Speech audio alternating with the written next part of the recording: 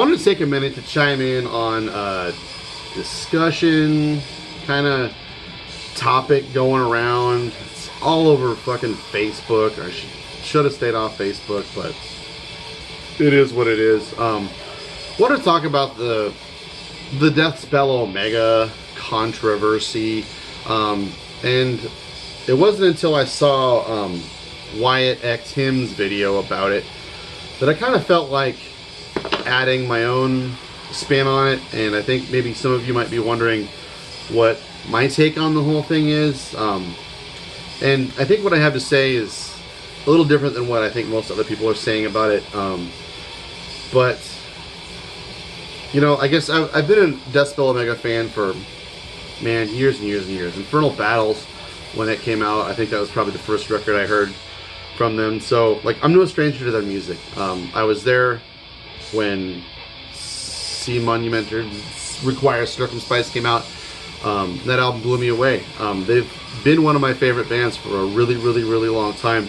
And I knew a little bit about Mikko Aspa's past. I knew he was in Grunt and Nicole 12, and like I don't know, I just always went like, why would I care about what that's about? I don't like that music, so I don't listen to it. But definitely in this era that we are in, where first of all we're finding ourselves, you know, being grown men, approaching the ages of 40, 50, but still listening to this kind of music. I think we're being challenged with having to have a better sense of morality, or not, you know, if it's your choice. And definitely as Americans in this Trump era that we're in, everything is fucked up and stupid, and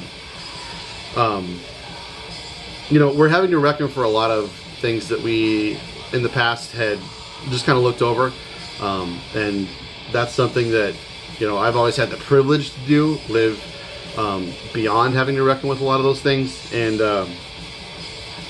so, you know, it's come to a point where now I've been going through my record collection, and just kind of like trying to figure out what to do about this, and like how to process this stuff, and like what I think of certain records after I know something about the people who made it. I think a lot of people out here are like voicing their opinions super strongly and super outrageously. I know a lot of people are saying we're in like outrage culture right now, and it does certainly seem like that. And I really hesitate to consume someone's reaction to something when they are shouting and outraged and just, you know, block this, fuck this, kill this, that's a Nazi, you're a Nazi, everything is blacklisted and whatnot. But when you live by those black and whites and that monochromatic morality, you're doing yourself and the cause that you may or may not be concerned with a disservice, because you aren't consuming or thinking about the information that you're reckoned with. You know, in Wyatt's video, he said that he was, and I agree with him, he said that Banger TV's, so like, if you don't know, I'll definitely link Wyatt's video down below so you can check it out. He had some good points. But the thing was, Banger TV did a poll with their Patreon subscribers, asking them what albums to review. One of them was Death Spell Omega, new record.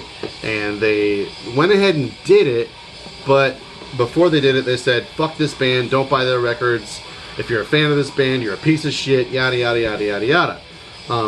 And so, like, I don't think it's fair to ask anyone to go through their entire record collection and say, well, what records did Banger TV say I'm a Nazi for listening to? Well, throw them all away and I'm fine. You know, you should look into what they're actually talking about. You should find an article about Mikko Aspa that shows pictures and evidence from all of the white power bullshit groups that he has been a part of, and see what you think for your goddamn self. Be a grown-up and make your own decisions, and, you know, make informed decisions. We all have the internet in our fucking pocket these days, and you can look up stuff left and right easily at your convenience, and you're doing yourself a disservice if all you want to do is ignore the information and expect people like Banger TV, metal injection, or any other shit to make those decisions for you. That's fucking stupid, lazy, and uninformed. And that's what makes people, you know, just anti.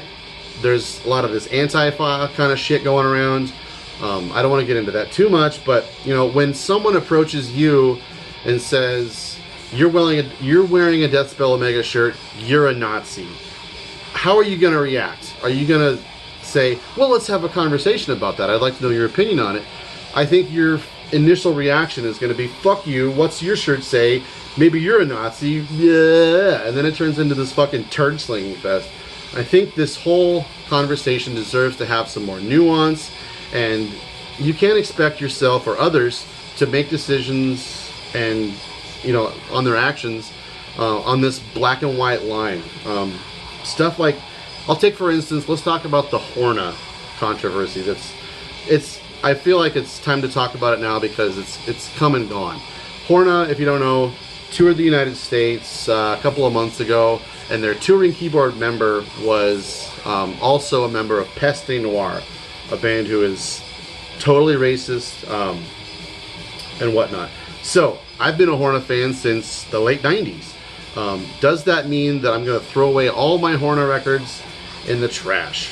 No, I don't think a live keyboard member who joined the band a couple of years ago means that all the albums that they did back then are all of a sudden sketchy or NS or anything like that. That's another thing. Calling things sketchy is kind of a really easy tagline to use when you don't have an informed opinion about something.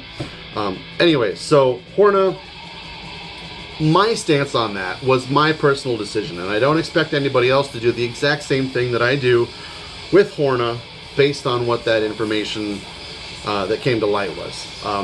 My stance on it was, maybe I'm not going to buy any Horna records going forward, because yeah, I don't agree with anything associated with Peste Noir. That makes me feel uncomfortable. However it makes you feel is fine. That's your life, your opinions, and your moralities based on whatever you think your worldview is. I know mine. I'm sticking to my guns on my opinions, and expecting other people to fall in line with the way you act about things is kind of getting towards some fascism, which we're all fighting against, right? Anyways, the Horna thing, my opinion was, I'm still going to love their old records. I might not buy any of the records going forward. I didn't buy their last one because I thought it was okay.